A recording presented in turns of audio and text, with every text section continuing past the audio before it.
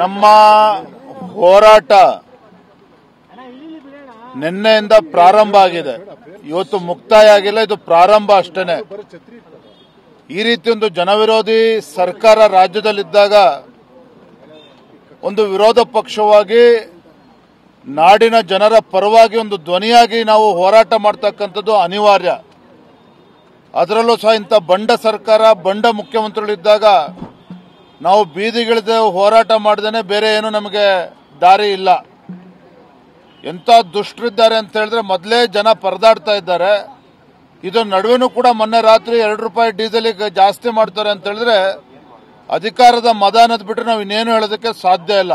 ಹಾಗಾಗಿ ಇವತ್ತು ನಮ್ಮ ಹೋರಾಟ ಅಹೋರಾತ್ರಿ ಧರಣಿ ನಿನ್ನೆಯಿಂದ ಏನು ಪ್ರಾರಂಭ ಆಗಿದೆ. ಭಾರತೀಯ ಜನತಾ ಪಾರ್ಟಿಯ ಪ್ರತಿಯೊಬ್ಬ ಕಾರ್ಯಕರ್ತರು ಕೂಡ ಒಂದು ಒಳ್ಳೆ ಉತ್ಸಾಹವನ್ನು ತಂದುಕೊಟ್ಟಿದೆ. ವಿಶೇಷವಾಗಿ ರೈತ ನಾಯಕ ಹೋರಾಟಗಾರ ಇರ್ತಕ್ಕಂಥ ಯಡಿಯೂರಪ್ಪನವರು ಸಹ ಈ ಹೋರಾಟದ ನೇತೃತ್ವವನ್ನು ವಹಿಸಿ ಇವತ್ತು ಅವರು ಸಹ ನಮ್ಮೊಟ್ಟಿಗೆ ಇವತ್ತು ಪ್ರತಿಭಟನೆಯಲ್ಲಿ ಪಾಲ್ಗೊಂಡು ಇವತ್ತು ಅರೆಸ್ಟ್ ಆಗಿರ್ತಕ್ಕಂಥದ್ದು.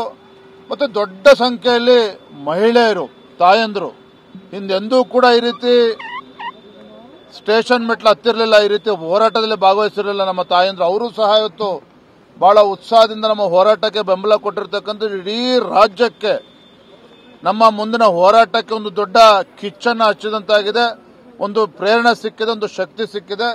ಮುಂದಿನ ದಿನಗಳಲ್ಲೂ ಕೂಡ ಈ ಹೋರಾಟ ಮುಂದುವರಿಸ್ತೇವೆ. 5ನೇ ತಾರೀಕು ಆಗಲೇ ಹೇಳಿದಾಗೆ ರಾಜ್ಯದ ಎಲ್ಲ ಜಿಲ್ಲಾ ಕೇಂದ್ರಗಳಲ್ಲಿ, ತಾಲೂಕುಗಳಲ್ಲೂ ಹೋರಾಟ ಆಗುತ್ತೆ.